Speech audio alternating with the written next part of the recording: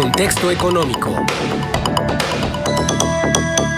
Con nosotros está Daniel González, economista. En este contexto económico, Daniel, bienvenido. Buenos días. ¿Qué tal? Buenos días, Marcela. Buenos días, licenciado Juan, y a los radioescuchas de Contextos. Bueno, hoy traemos que el día de ayer se informa que México está en su peor nivel en nivel de competitividad, de acuerdo a este índice mundial 2018 elaborado por la Escuela de Negocios IMD. En un estudio de 63 países, México ocupó el lugar número 51 y de 2017 a 2018 tuvo una caída de 3 posiciones, pero sí, bueno, este indicador lleva 30 años realizándose. ¿Qué contempla la competitividad? Bueno, estos elementos de competitividad maneja cuatro aspectos fundamentales, que son el desempeño económico, y este desempeño económico se divide en cuatro factores. Son poco más de 250 indicadores, pero ¿cuáles son los principales elementos del desempeño económico? El funcionamiento de la economía doméstica y el tema del funcionamiento del mercado interno, que es precisamente lo que platicabas en la nota de hace un momento, Marcela, en donde tiene que ver el tema del empleo precario, el tema de los salarios, el tema de la informalidad, el tema de las propinas ante la falta de un salario, que por cierto la CONASAMI rechazó para pasar a 100 pesos en estos días. El otro tema es el funcionamiento del comercio internacional, y para nosotros es evidente que el tema de la diversificación económica es un tema muy importante para nuestro país, y que debió haber sido tocado por los candidatos ahora en el segundo debate, ¿no? El tema de la dependencia al mercado norteamericano, bueno, es un factor de debilidad para la competitividad de nuestro país. La atracción de inversiones, la generación de empleos y el tema del incremento en precios. Esos son los 5 factores que miden la competitividad en el desempeño económico, que es el primer indicador. El segundo indicador es el funcionamiento del gobierno, el tema institucional, el funcionamiento de las finanzas públicas, el ejercicio del gasto, el marco institucional y la facilidad también para que las empresas puedan empezar a funcionar, ¿no? Esta legislación empresarial y el tema de la política y funcionamiento de los impuestos, en donde también estamos un poquito bajos en términos de competitividad, puesto que el impuesto a las empresas supera el 30%, mientras que en otros países ya está en el 20%. Entonces es el desempeño económico y el tema institucional, y los otros 2 factores son la eficiencia en el sector de las empresas, y estos indicadores es la productividad, el acceso al financiamiento, el mercado de trabajo y las actitudes y valores que están considerando también este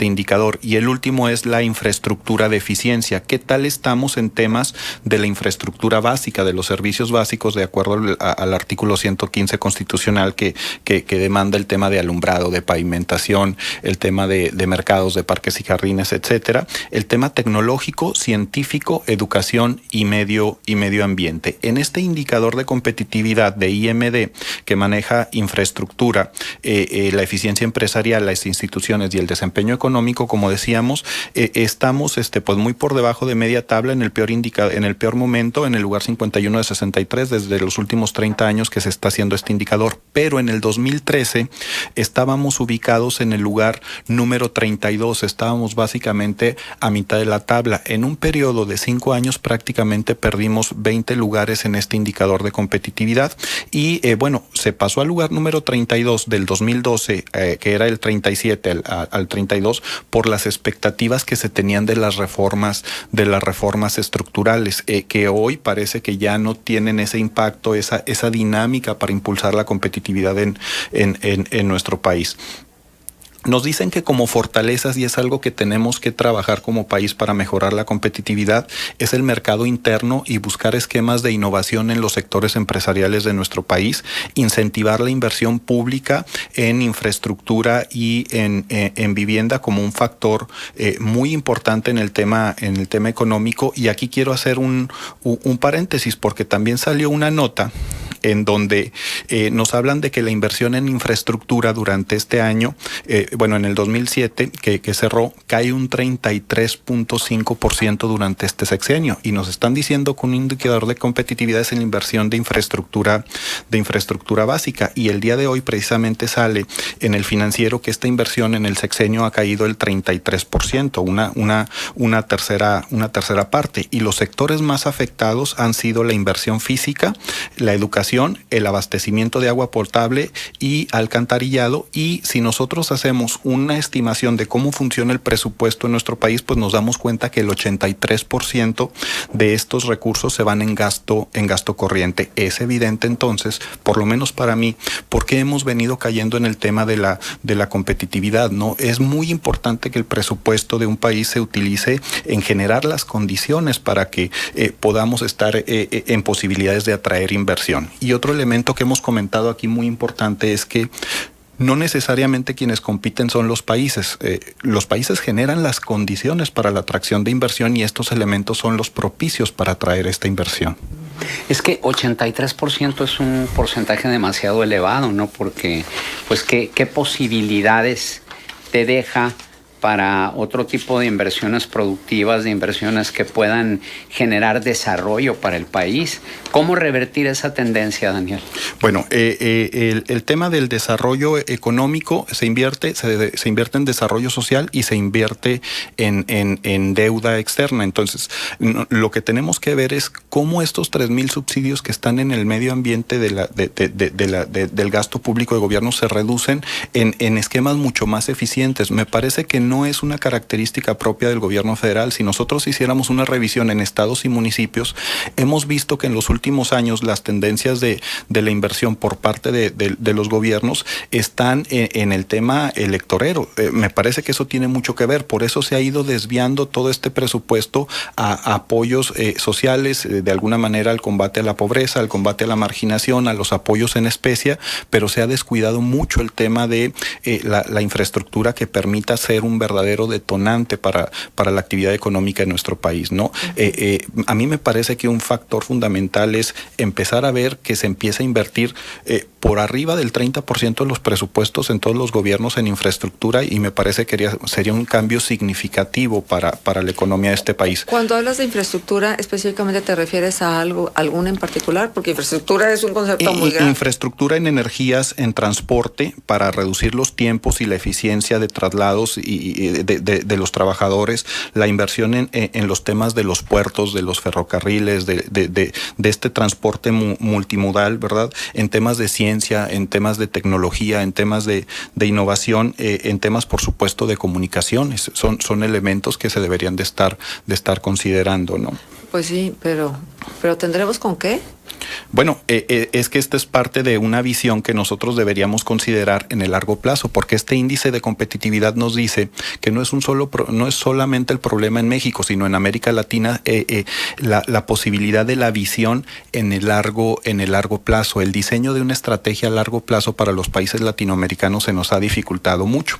Michael Porter, cuando habla de ventajas competitivas, nos habla de 4 elementos que detonan la competitividad en los países. Uno es una estrategia y la estructura que genere las condiciones empresariales, las condiciones de la demanda de cómo se consume dentro del país, los factores, es decir, el suministro, las materias primas, y el otro es la relación con los sectores conexos y la posibilidad de generar cadenas de apoyo y cadenas productivas. Por ejemplo, cuando nosotros analizamos modelos económicos, por ejemplo, en Corea del Sur, ellos buscan primero la reducción de costos de materias primas y buscar el incremento de productividad a través de la innovación, pero meten un factor ideológico, por ejemplo, que es la competitividad como orgullo nacional, pero le están invirtiendo mucho en instalaciones de tecnología, y entonces una decisión es invertir por encima del 4% del Producto Interno Bruto en ciencia y tecnología, cuando en nuestro país se invierte menos del 1%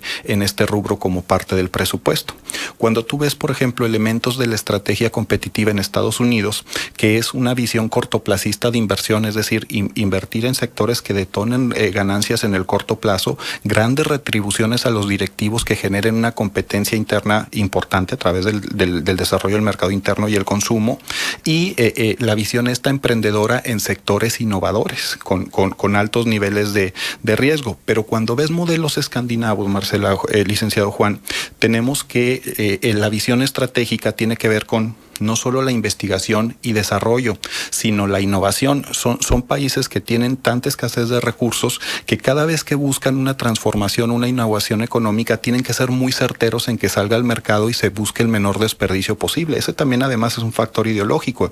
Impulsar a los emprendedores, buscar la apertura y la liberación económica como un factor fundamental de reducción de costos y la inversión en economías en desarrollo sustentable. Cuando ves la estrategia mexicana, por lo menos es mi visión, la estrategia se concentra en mano de obra barata más materia prima barata igual a competitividad. No.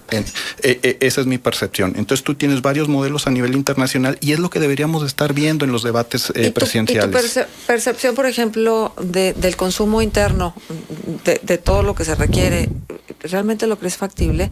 Mira, escuchándote, no puedo menos que pensar que vamos no 5 ni 6 cuadras atrás del desfile, vamos kilómetros atrás del desfile, sí. Entonces, para que nosotros podamos emparejarnos un poquito, va a ser una cuestión de generaciones, no cuestión de un sexenio, ni de 2, probablemente ni de 3, sí, porque tenemos que mesurar nuestras expectativas en relación a lo que pueden hacer en un lapso, ¿no? O sea, yo creo que eso podría ser muy sano. Entonces, realmente, las propuestas de los candidatos, incluido la propuesta de Andrés Manuel López Obrador de estimular el consumo interno para alentar la economía nacional, ¿te parece factible? A mí lo que me parece es que no están estructuradas las de ninguno, y hay 4 temas que son fundamentales en el escenario económico si queremos tener una visión de futuro en el largo plazo. Para mí, primero tiene que ser una reforma financiera 2.0, una reforma financiera que vaya a generar créditos competitivos primero para la micro y pequeña empresa que generan la gran mayoría de los empleos en este país y que les permita tecnificarse para poder estar inmersos en un mundo competitivo. El otro tema es una verdadera estrategia de una reforma en el sistema de pensiones. 15% del gasto de gobierno se va en el tema de las pensiones y aún así a la gente de la tercera edad no le está alcanzando. Tenemos un problema muy serio por lo que se está gastando, pero también cuando le llega ese dinero a los pensionados no les alcanza para vivir. Tenemos que entrar en un análisis muy profundo porque va a ser la mayoría de la población en los próximos 10 años y ahí sí vamos a tener un gran problema económico en las manos. ¿Pero cómo se resuelve eso? A ver. A mí me parece que el primer elemento, y que es el tercer factor para tratar de resolver eso, es empezar la discusión para el incremento de los salarios mínimos, lo que no se realizó de los 88 pesos a los 100 pesos y estar visualizando este salario mínimo de 237 pesos, que es el que marca Coneval para alcanzar el mínimo en términos de canasta alimentaria. Es un tema que debemos de tener muy en cuenta. Y el otro factor es... Pero mal ajustas el salario y ya tenemos incrementos de precios. Por el tema de la productividad, que no se va a presentar si no diseñamos este factor de visión de largo plazo. ¿Cuáles son los sectores estratégicos en la economía mexicana? Por ejemplo, muy importante lo que se está manejando el día de hoy en el siglo, en el tema de este congreso del sector automotriz que se está llevando aquí en la comarca lagunera, y el liderazgo, el clúster automotriz y el liderazgo que tiene la economía de Coahuila en el sector automotriz a nivel nacional. Pero si acabamos de ver que está proponiendo que sea una cuestión de seguridad nacional la importación de vehículos y de partes automotrices a Estados Unidos, Donald Trump, y quiere poner un arancel del 25%, que si es un tema de seguridad nacional va a pasar, nosotros como región tendríamos que estar considerando, además de este sector, nuevos sectores para desarrollar en términos de tecnologías de innovación. Y entonces es un factor muy amplio, pero tenemos que empezar a discutirlo y no quedarnos con la parte de las intrascendencias, que es lo que está manejando, me parece, que todos los candidatos con visiones muy cortas, sin profundizar en los temas. Decía nodales. José Antonio Meade que el país debería de aprender a Coahuila por la diversificación. Pues sí, ¿no? Diversificación a veces más por necesidad que por gusto, ¿no? Cuánta transición económica hemos tenido en la laguna a resulta de muchos factores que están totalmente ajenos. Y que por un lado tienes la razón, pero también por el otro lado debemos de considerar, a mí me parece que es la principal fortaleza que como región tenemos, esa capacidad de reinventarnos ante los problemas económicos que se han venido dando en los últimos 50 años, y que hay regiones en el país que tienen 400 años con la misma visión económica. Lo que pasa es que nuestro principal capital es el capital humano. Completamente de acuerdo. Gracias, Daniel González, por tu participación. Siempre un gusto tenerte con nosotros.